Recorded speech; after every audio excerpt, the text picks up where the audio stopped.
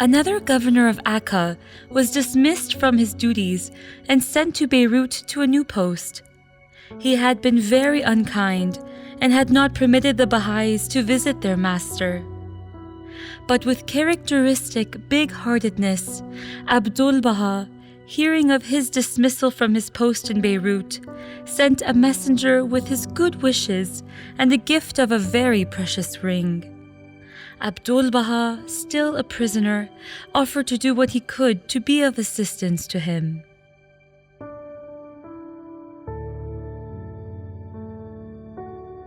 When the master was in the Chicago area, he visited Oakwood Cemetery to be at the gravesite of Davis True. He was accompanied by Corrine True and others. As well as reciting the prayer for the dead, he also prayed for all the other people who were buried there.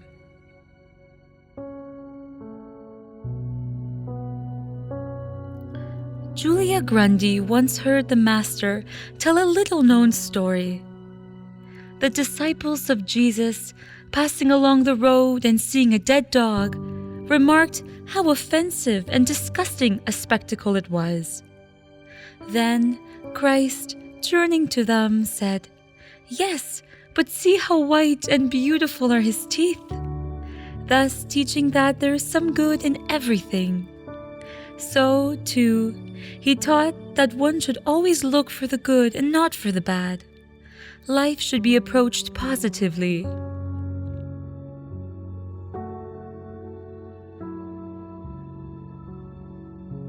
Thoughtfulness. On pilgrimage, May Maxwell came to realize that every word and every act of the masters had meaning and purpose. The pilgrim party was invited to meet ʻAbdu'l-Bahá under the cedar trees on Mount Carmel, where he had been in the habit of sitting with Baha'u'llah. She recalled that, on Sunday morning, we awakened with the joy and hope of the meeting on Mount Carmel.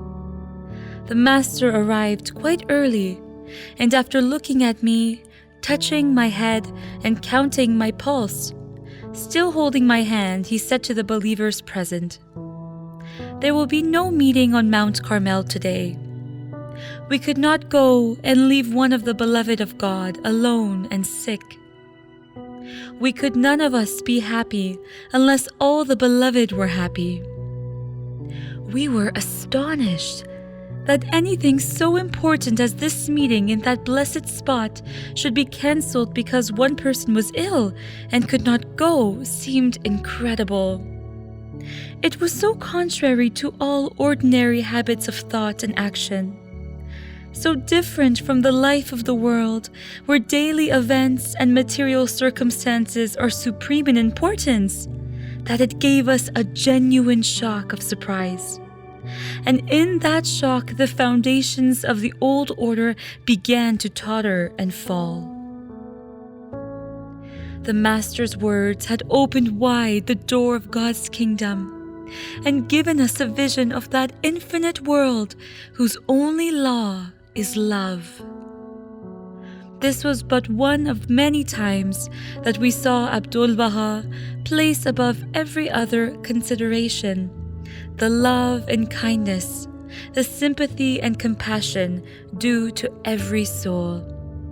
Indeed, as we look back upon that blessed time spent in his presence, we understand that the object of our pilgrimage was to learn for the first time on earth what love is, to witness its light in every face, to feel its burning heat in every heart, and to become ourselves enkindled with this divine flame from the Sun of Truth, the essence of whose being is love.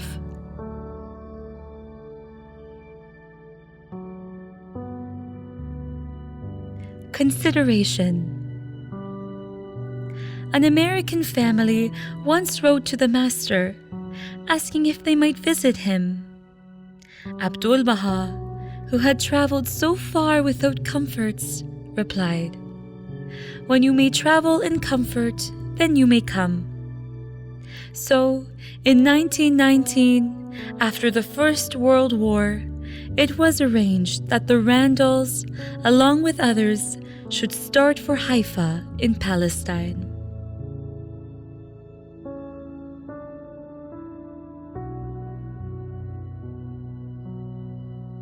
Under a grove of trees near Lake Michigan, while in Chicago in 1912, ʻAbdu'l-Bahá gave intimate and loving counsel to his friends.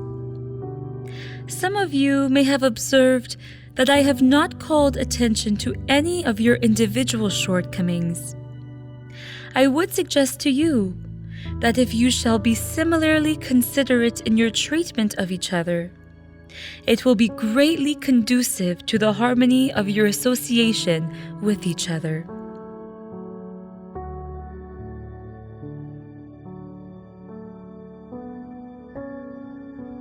Compassion. On one occasion, the Master reminded his friends as follows: "We must execute the divine ordinances. The Blessed Beauty says, 'If you have a word or a truth which others are deprived of, present it with utmost compassion. If it is accepted, the aim is attained. If otherwise, you should not interfere. Leave him to himself while advancing to God, the mighty, the self-subsisting.'"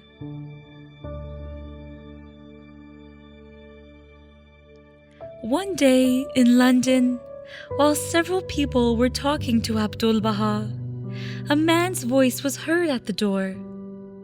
It was the son of a country clergyman, but now he looked more like an ordinary tramp, and his only home was along the banks of the River Thames. He had walked 30 miles to see ʻAbdu'l-Bahá. The man was taken to the dining room. He was given food, and after he had rested for a while, he said, "Last evening I had decided to put an end to my futile, hateful life, useless to God and man. In a little country town yesterday, whilst taking what I had intended should be my last walk, I saw a face in the window of a newspaper shop. I stood looking at the face, as if rooted to the spot. He seemed to speak to me and call me to him. I read that he is here, in this house. I said to myself, if there is on earth that personage, I shall take up again the burden of my life. Tell me, is he here? Will he see me? Even me?" The lady replied, "Of course he will see you." Just then ʻAbdu'l-Bahá himself opened the door, extending his hands as though to a dear friend whom he was expecting. "Welcome, most welcome. I am very much pleased that thou hast come. Be seated." Trembling, the poor man sank into a chair by the master. Be happy. Do not be filled with grief," encouraged the master. "Though thou be poor, thou mayest be rich in the kingdom of God." ʻAbdu'l-Bahá spoke these and other words of comfort, strength, and healing. The man's cloud of misery seemed to melt away in the warmth of the master's loving presence. Before the man left, he said that he was going to work in the fields, and that after he had saved a little money, he was going to buy some land to grow violets for the market.